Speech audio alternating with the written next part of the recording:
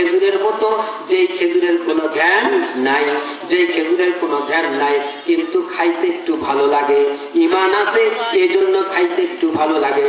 সুতরাং বোঝা গেল কোরআন যারা তেলাওয়াত করে, কোরআন যারা শিখতে পড়বি, কোরআনকে যারা আল্লাহর নামাজের মধ্যে তেলাওয়াত করবি, রব্বে কারীম বলেন তারা আমার সাথে কথা বলে। এইজন্য আল্লাহ রাসূল বলেন আল কুরআনু হুজ্জাতুল লাকা আও আলাইক। কোরআন হলো মুসলমানদের একমাত্র দলিল, কোরআন হলো মুসলমানদের একমাত্র গাইড বুক, কোরআন হলো মুসলমানদের একমাত্র বিধান।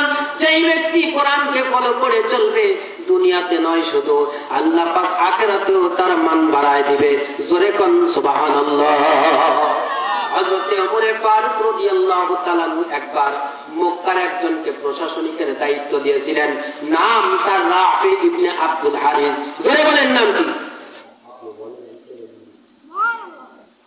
যতটুকু কথা বললাম, যেহেতু আমার রিপন ভাই অনেক কথাই বলে ফেলছি, আল্লাহ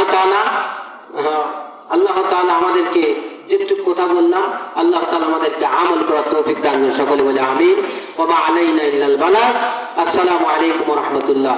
কোথাও ভুল ত্রুটি মাফ করবেন, আমাদের জন্য দোয়া করবেন ইনশাআল্লাহ। আল্লাহ তাআলা কবুল করুন।